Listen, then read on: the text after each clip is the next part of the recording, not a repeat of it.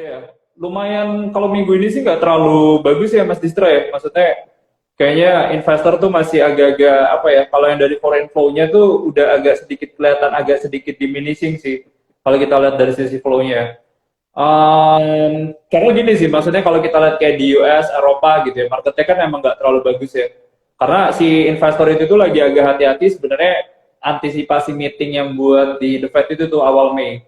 Nah, jadi kayaknya sih bakal lebih agresif nih mereka naikin suku bunganya. Nah, itu biasanya kalau market respons kayak gitu-gitu tuh dia nggak terlalu suka ya kalau terlalu agresif. Jadi potensialnya sih naiknya bisa sekitar 50 sampai 75 basis point.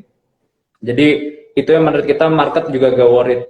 Terus yang kedua, kalau misal di Eropa itu tuh lagi agak hati-hati kayak ngomongin harga energi nih sekarang. Karena kalau kita lihat kan belakangan kayak contohnya ini ya, maksudnya harga gas tuh lagi naik di Eropa. Jadi kemarin Rusia itu kayak dia melarang memberikan suplai gas ke Polandia sama si Bulgaria itu. Jadi kalau kita harga gas tuh udah naik kayak 20%-an gitu Mas. Nah jadi itu yang kita agak hati-hati juga.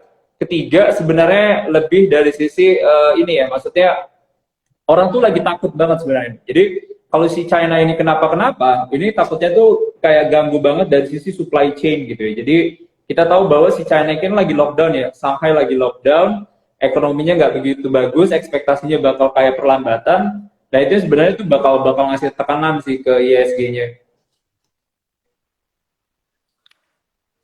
Oke, berarti ada beberapa sentimen-sentimen yang akan membuat ISG akan turun ya ke depannya.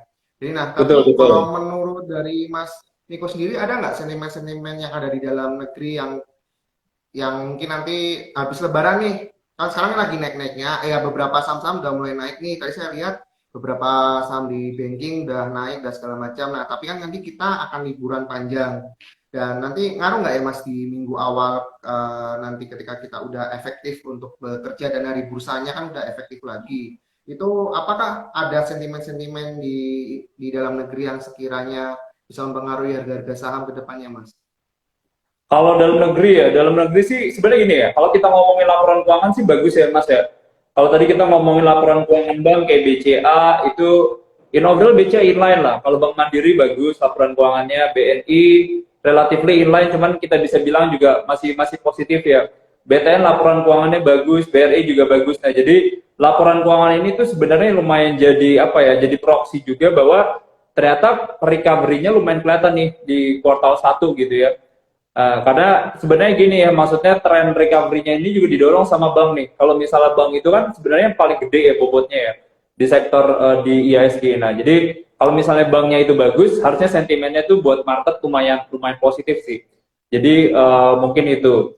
Nah, terus yang investor harus agak aware sih sebenarnya nanti ya, maksudnya setelah lebaran itu adalah laporan keuangan sih. Nah, jadi kalau laporan keuangan itu tuh bisa dibilang jadi kayak apa ya? Kayak checking gitu sih sebenarnya. Bener nggak sih kayak ibaratnya ekonomi Indonesia tuh lebih bagus gitu. Bener nggak kelihatan misalnya laba-labanya tuh bagus apa enggak. Nah kalau misalnya labanya nggak bagus, ISG-nya tuh pasti bakal lumayan pressure sih. Jadi itu. Terus yang kedua, yang ketiga sih sebenarnya yang agak hati-hati ya itu, maksudnya meeting the Fed tanggal 4 sampai tanggal 5 tuh lumayan krusial tuh. Karena mereka ekspektasinya naiknya tuh bisa sampai 75 basis point. Nah itu yang kayak kalau seandainya bener kejadian 75 basis point, terus kalau kita lihat mungkin pembelian obligasinya bisa lebih agresif ya, enggak. Mungkin dari sisi penurunan racanya The Fed itu bisa lebih agresif. Nah, kita tuh lihat tuh pressure ke marketnya sih bakal kerasa banget sih, Mas Distra. Jadi, rilis data itu sih yang menurut kita lumayan krusial ya nanti ya, ketika kita libur lebaran ya.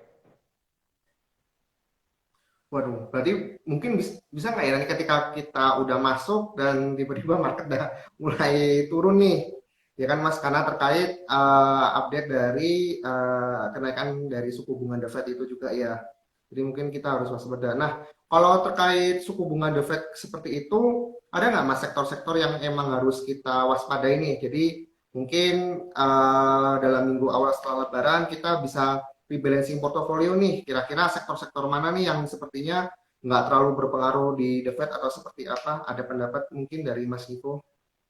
Kalau misalnya setelah lebaran ya, habis itu misalnya antisipasi suku bunga tuh bakal naik. Perbankan sih masih jagoan sih Mas ya. Perbankan itu tuh kalau misalnya suku bunga naik tuh mereka sebenarnya relatif lebih kayak diuntungkan gitu. Karena biasanya secara profitabilitas net interest margin mereka tuh kayak ada mengalami peningkatan lah, itu harusnya tuh. Jadi sektor perbankan menurut kita masih jadi jagoan ya. Karena kelihatan sih maksudnya kayak tren belakangan gitu ya. Maksudnya kalau kita lihat kan sektor perbankan yang bank-bank gede itu, kalau misalnya suku bunga dinaikin, itu tuh mereka nggak terlalu ngaruh.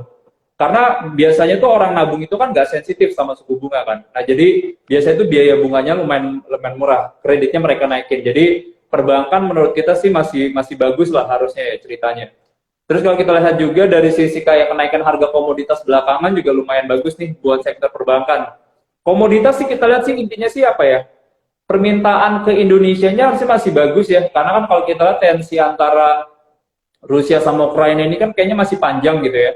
Nah, jadi mereka tuh pembeli-pembeli itu tuh udah kayak mengalokasikan atau mengalihkan pembelian tuh ke Indonesia gitu. Jadi kelihatan banget growth ekspor Indonesia tuh bagus banget gitu ya. Nah, jadi kalau ekspornya bagus, bank-bank ini kan juga lumayan banyak yang kayak ambil ke small medium enterprise atau mungkin kayak ke beberapa eksportir gitu ya. Jadi mereka dapat banget dari situ kreditnya. Makanya kelihatan pertumbuhan kredit di perbankan itu lumayan bagus ya. Mungkin itu. Yang kedua, kalau kira-kira suku bunga naik ya, kita masih suka ceritanya nikel sih ya. Nikel kita masih lumayan suka sih ceritanya. Karena kan sebenarnya investor pun udah mulai aware gitu ya. Wah, ini kalau seandainya ada potensi misalnya harga fosil ya, batu bara fosil kayak gas, batu bara, habis itu dari minyak itu meningkat, mereka tuh sekarang kerasa banget nih, oh nggak ada alternatifnya nih sebenarnya. Nah, alternatifnya adalah ketika misalnya orang nggak terlalu depends lagi sama fosil energi. Nah, jadi makanya salah satunya cerita nikel itu bakal jadi katalis ya. Apalagi kalau seandainya nanti harganya kan komoditi kan misalnya kayak harga minyak mahal banget gitu ya. Harga gas misalnya kayak mahal banget gitu ya. Minyak lah sebenarnya yang jadi acuan gitu. Kalau misalnya harga minyak misalnya naik banget mahal mungkin bisa 150 atau mungkin 200. Nah, itu jadi translasi banget sebenarnya ya udah kita sebenarnya bisa mengalihkan itu buat salah satunya adalah electric vehicle sih. Nah, jadi itu yang menurut kita tuh jadi cerita juga sih sebenarnya buat nikel ya. Jadi kayak misalnya Antam Inco kita masih lumayan suka sih ceritanya ya. Terus intinya sih sebenarnya pemain-pemain komoditi yang base-nya ceritanya lumayan banyak di nikel kayak misalnya Harum itu menarik lah ceritanya. Indika Energi ada exposure ke motor listrik itu juga menurut kita ceritanya lumayan seru sih. Jadi mungkin itu sih.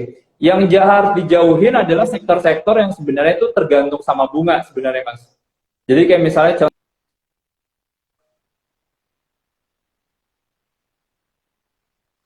Ya, eh, suku bunganya dinaikin, orang kan jadi kayak males sebenarnya buat beli rumah gitu ya. Karena kita tahu di Indonesia itu kan 60% orang beli rumah itu kan biasanya cicil kan, pakai bunga bank gitu. Nah, jadi kalau seandainya itu dinaikin, nah itu appetite orang tuh buat kayak bangun rumah tuh agak sedikit berkurang lah harusnya. Jadi ada tekanan. Kedua, intinya kita harus jauhin sebenarnya sektor-sektor yang punya utang tuh lumayan tinggi gitu. Jadi kalau utangnya lumayan tinggi, hati-hatinya gini kan, suku bunga dinaikin, mereka kan pasti ada komposisi utang yang floating. Floating itu kan biasanya kalau suku bunga naikin, ini juga ikutan naik gitu. Jadi mereka kena lah, beban bunganya mereka kena gitu. Jadi agak hati-hati. Nah itu sektor-sektor yang lumayan kena tuh adalah kayak salah satunya infrastructure tuh, construction. Mereka tuh utang-utangnya tuh lumayan gede tuh. Mereka utang-utangnya lumayan gede. Kedua yang kita agak hati-hati adalah sektor menara juga sih. Karena mereka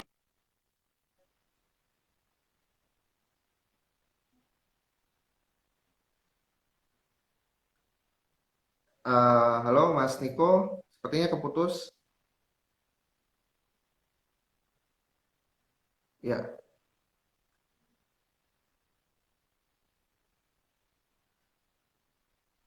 ya, sahabat-sahabat Pans, mohon ditunggu karena sepertinya koneksi dari Mas Nikonya terputus.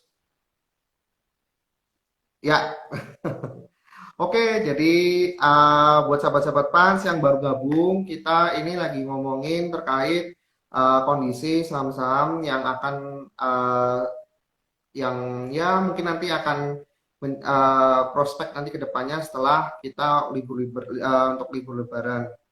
Seperti itu, kita undang lagi Mas Niko. Nah, mohon ditunggu ya sahabat-sahabat Pans. Nanti jika ada yang mau ditanyakan terkait gimana kondisi prospek dan rekomendasi dan segala macam boleh ditanyakan di kolom komentar. Ya, halo Mas Niko, sepertinya tadi keputus. Error ya Mas? Ya, udah. Iya, iya. Oke. Ya, tadi obrolannya sampai di mana pembahasan untuk saham-saham yang konstruksi, Mas. Kenapa Mas? Ya, tadi terakhir untuk pembahasannya yang untuk di saham-saham sektor konstruksi. Iya, jadi itulah intinya kalau yang kita masih lumayan suka tuh ceritanya telekomunikasi kita suka bank, kita juga lo suka, terus kita suka metal mining kayak misalnya yang nikel-nikelan ya, kita lumayan suka tuh. Yang kita agak hindarin sih sekarang sebenarnya lebih kayak ke properti, kita nggak terlalu suka sih. Telco juga agak hati-hati karena ada konsolidasi menara sama utang mereka kan juga lumayan gede, jadi sangat tergantung suku bunga sama konstruksi sih mas yang kita agak hati-hati ya. Oke. Ini ada beberapa komen, Mas, untuk di live Instagram. Dari Kak Tanada Martina, bunga bank naik, terus katanya tower-toweran jangan dibeli. Ya, seperti tadi yang udah disampaikan dari Mas Niko ya, untuk menghindari ini ya, untuk yang Iya, tower. karena gini sih maksudnya ya, sektor menara itu tuh lumayan kenanya dua sih. Kalau misalnya kita ngomongin jangka panjangnya masih bagus sebenarnya, cuman kalau jangka pendek menengahnya tuh hati-hatinya adalah lebih kayak mereka kan kayak komposisi utangnya lumayan gede gitu ya, karena kan bisnis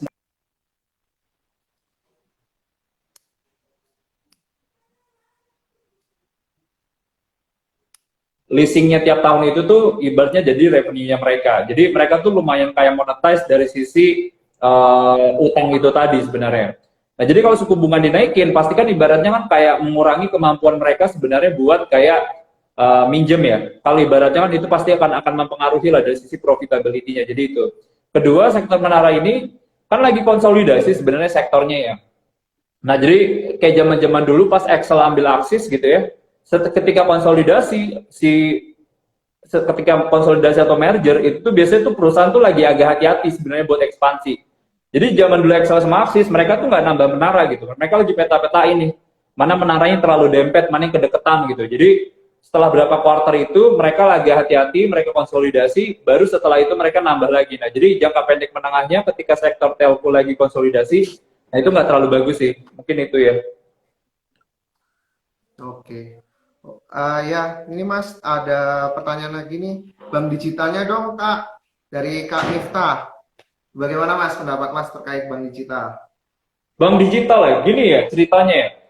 Jadi kita tahu kan bahwa kalau misalnya kita ngeliatin di global gitu ya, si Nasdaq itu kan kayak dia kenanya lebih dalam dibandingkan S&P sama si Dow Jones kan. Kenapa Nasdaq tuh pressure-nya lebih kerasa gitu ya?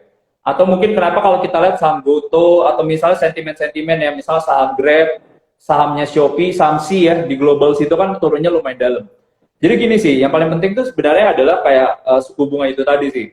Jadi ketika misalnya Fed nanti naikin suku bunga, itu pasti bakal pressure banget. Khususnya buat sebenarnya company-company yang tergantung banget sama permodalan.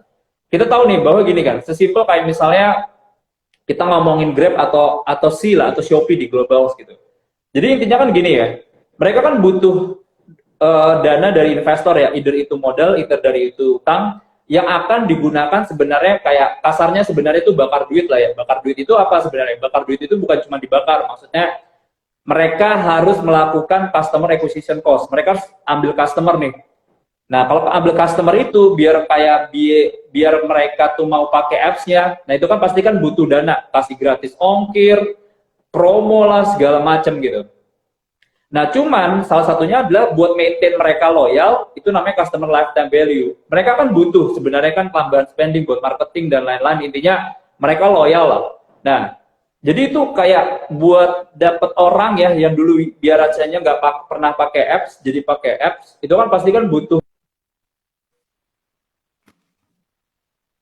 Hancur Siap. banget. Sorry. Mohon maaf, sahabat Pans, mungkin tadi sinyalnya lebih kurang buruk. Oke, kita lanjut aja ke pertanyaan berikutnya, Mas. Ini ada dari R3, nanya, Bris, bagaimana Mas? Masih ada harapan naik apa enggak? Prims. Breeze ya, Breeze tuh oke lah sebenarnya. Maksudnya masih ada ruang kenaikan ya. Apalagi ceritanya kan lagi lumayan positif nih buat kayak sektor perbankan. ekonominya juga lagi bagus, jadi permintaan kreditnya juga lagi lumayan positif sih sebenarnya. Cuman concern investor ke BRIS itu tuh sebenarnya gini sih, maksudnya kalau kita bandingin BRIS, BTPS atau bank-bank di Indo dibandingin sama bank-bank yang sebenarnya base kayak Islamicnya lumayan gede gitu ya, di Kuwait, di Arab gitu ya. Valuationnya somehow menurut kita kayak lumayan kemahalan sih ya. Jadi mungkin itu ya. Terus yang kedua sebenarnya kalau kita ngeliatin performa belakangan ini kan quarterly kan nggak kemana-mana ya kalau kita ngomongin dari sisi earnings ya. Nah, jadi karena mereka lagi konsolidasi, mereka lagi kayak abis post merger, nah itu yang sebenarnya kayak jadi concern investor itu juga sih sebenarnya. Jadi kalau kita ngomongin kuartal 1 sampai kuartal 4 ya buat BRIS ya, itu tuh earnings bisa dibilang tuh nggak terlalu yang kayak ada meningkat signifikan sih. Jadi karena konsolidasi, mereka lagi mapping lah sebenarnya gitu. Jadi masih masih ini. Cuman kalau ngomongin jangka panjangnya sih harusnya bakal bagus ya karena mereka kan menjadi buat market leader ya buat yang di Syariah Banks. Jadi in overall masih positif sih harusnya ya. Oke. Ini sambil menunggu sahabat-sahabat Pans untuk komen.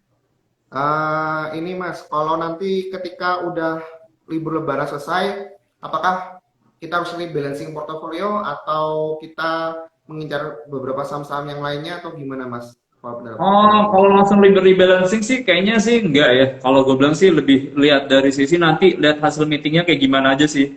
Hasil meeting The Fed kayak gimana, market 10 hari ke depan tuh bakal kayak gimana nih pas liburan. Baru habis itu kita bisa nyusun strateginya sih.